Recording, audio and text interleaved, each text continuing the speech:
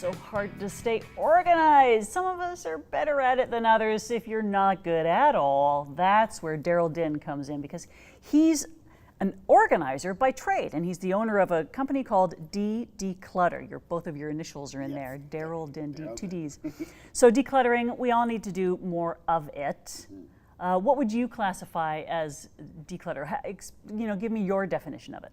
I think for me, because I think everyone has different almost values of what's too much in their home and stuff, but I think it's when you feel like you're incapacitated and can't truly enjoy and live your life the way you want that I think it's time to probably call someone like me. Yeah, and it's actually stressful to be in a room that's too cluttered, isn't it? How does that happen? How do we get so out of control? Where do we lose our...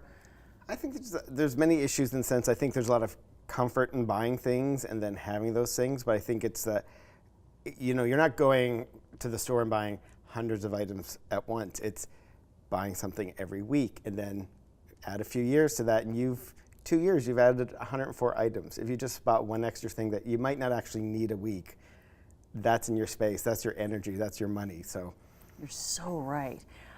You've brought some before and after pictures, because that really tells the story. Yes. So this living room, is that a recent client of yours? Yes, just did this person in Ottawa. So I mean, I do travel outside the GTA, but this client was moving into a smaller one bedroom, and it forced them, I think, to really reassess what they have. So I think, if you're moving to a 2-bedroom house, that second bedroom, that if you don't really need it, you'd probably be filling it with things and not actually being conscious of what you're taking. So it was a great time with her to go through things, question things, and she was holding on to things her mother had passed, which I think a lot of emotional items that people hold on to. And I always say, you only need a few things to have a good memory of a person. You don't need 20 or 30 things. And one of the things we found in her storage was this ballerina doll that she got as a child, and as soon as she saw it, she started weeping. And I'm like, why do you have something that means so much to you just stuck in the basement? Like, this should be in a cabinet or something to show off. Because I'm not a declutter in the sense of wanting to make your house look like a yoga studio or a Zen.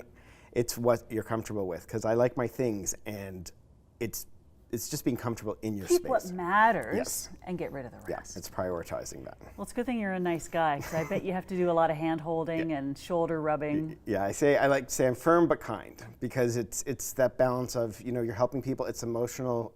We have emotions attached to the things, and it's recognizing that. Here's a garage. Now, garages are handy storage all places. Yes. Oh, just put it in there, and then suddenly there's no place for the car. And this person was a client. Their husband had passed away, and it was all of his camping stuff, film equipment, tools, and that's the one we went through, took the things that mattered, sold some of the things, but then it's one of those we actually called a junk removal and donation place to just come and take it all, because even though there's value in some of these tools, if they mean nothing to you, it doesn't matter. Like, if you're not going to use these tools, then they're just a burden. Have you ever had a client refuse to get rid of stuff? Yes, and I would quickly ended that relationship, because they knew they needed to do it, but they had just done a major renovation of their house, including a new kitchen, and they already had a junk drawer in a month. So I knew this person wasn't ready. Like, they logically knew they needed to do it, but we filled, I think, one tiny cardboard box after a week or two, and I'm like, I can't. What's the point? You're not ready. Call me call me when you're ready. Yes.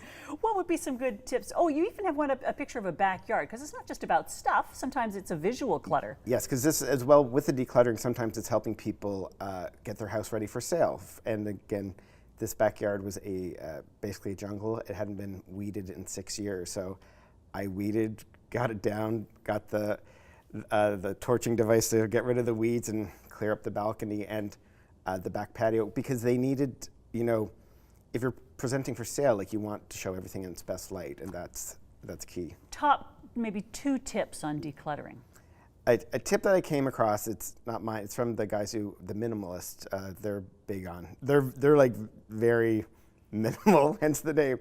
But for me, it's some people might consider them too extreme, but they have one of the best tips of the 20-20 rule. If you can get it in 20 minutes, and if it's under $20, get rid of it. Oh. Because I think we like to work on contingency. Like someday I might need that, saw or tool, but if it's been there for years, odds are you probably don't need it. And if you can quickly get it, if you needed it, you realize you'd be fine.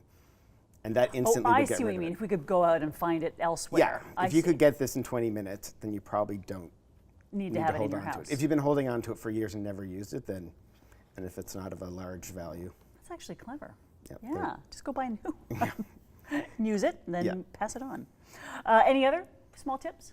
I think it's just being aware of what you bring in. And I think a common one I'm sure people have heard over the years is if you bring something new into your house, maybe donate or get rid of something. At least then you're maintaining a level. Like if you're not ready to purge a lot of things, at least you're maintaining time. one at a time. Yeah, that's our rule for new toys in our house. And my concept is like raking. If you rake the lawn, you could do it again and get more stuff. And I think just doing sort of continual passes every few months, I think it's a less stressful and I think a more easy way to. All right, well, where do we call you and how do we contact you? Because a lot of people are going to need your help. You can go to my website, declutter.com. So 2 Ds. 2 Ds. declutter.com. Easy peasy. Thank you so much. Thank you, Val.